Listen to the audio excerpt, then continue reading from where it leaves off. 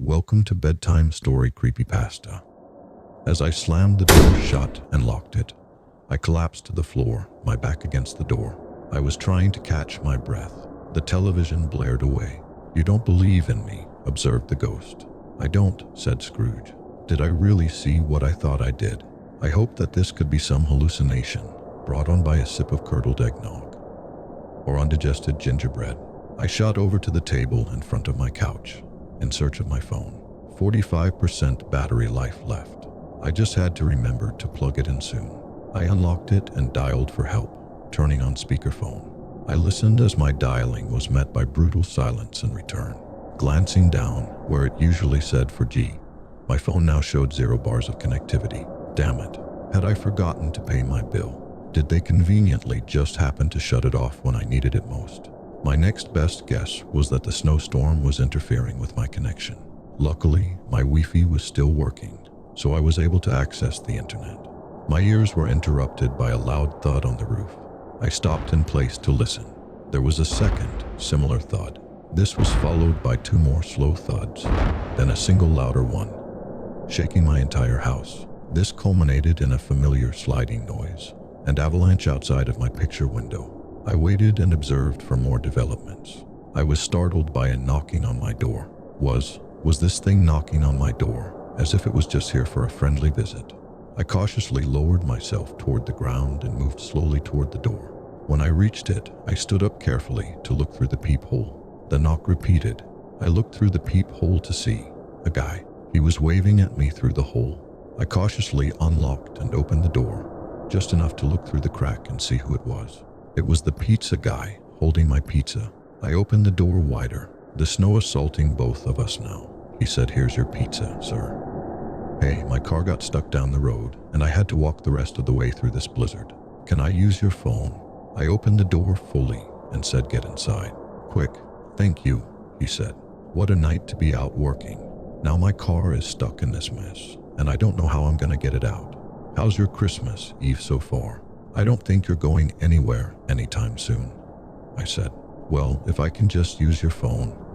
Phones aren't working here right now." "I'm assuming you already know that," I interrupted. "I thought it was just my carrier." "Are you telling me yours isn't working either?" he asked. Complete whiteout, I said. "Here's your pizza," he said. I took it from him and set it on the table. "Did you see anything out there?" I asked him. "Like what?" he replied. "Like in my front yard. Just a lot of snow, but I could barely see out there. It's a blizzard. Barely any visibility." "Well, we might be in bigger trouble than you already thought." "What do you mean?" he questioned. "There might be something out there," I told him. He gave me an inquisitive look. "Something?" he asked. "Something hit my roof earlier. Hard." I went out to inspect and saw something up there, like some sort of animal. "An animal jumped onto the roof of your house?" he asked with a funny look. "A little more than that, but sure." I didn't stick around after I saw it move. "I'm not sure what it is." "Where is it now?" he asked. "Well, just before you showed up, I think it tried to get up and walk. Then it slid off my roof and into the snow. It's probably buried out there now." "Are you telling me a reindeer landed on your roof?" he said, obviously trying to conceal his laughter. "I don't know what it is, and I don't know how it got there." I shot back, trying to convey that I'm not crazy. Imagine if I told him there were not only several presumed dead reindeer, but also a probable dead Santa Claus in my yard, along with a large winter creature out there somewhere. He looked at his phone, probably hoping that he would have a connection by now, so he could call someone sane to pick him up. He looked up again, disappointed. "Well, if I'm stuck here, I'm going to take a look," he said. "I don't think that's a great idea. It could be something dangerous." I opened the pizza box to see that the cheese had slid all the way to one side. I grabbed a slice of bread and pizza sauce, mumbling some expletives. How dangerous could it be if it was something light enough to be able to get on the roof? He asked, as if he had just solved some sort of riddle. I heard it walking on the roof until it fell over. It shook the entire house. It was not light. "I'll be quick. I have to see," said Pizza Guy. I followed to the door.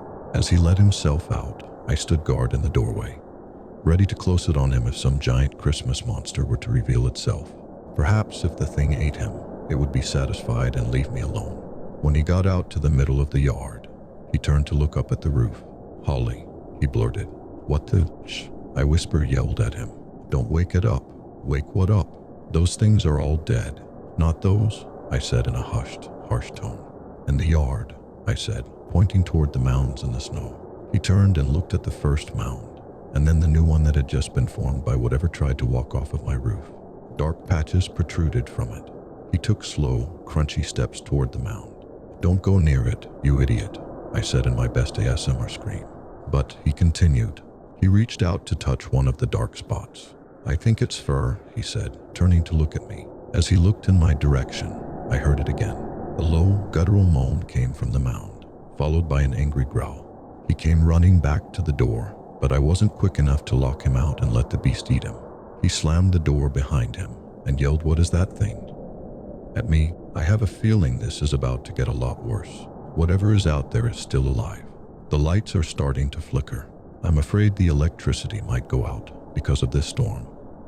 So I need to get this down first in case it goes out. I hope I'll be able to update this later. "Man of the worldly mind," replied the ghost. "Do you believe in me or not?" "I do," said Scrooge. "I must.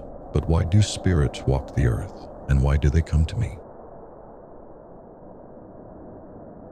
Subscribe or I will haunt your house. If you like this video, please do comment, like, and subscribe for more. Thanks for hearing. See you in the next one.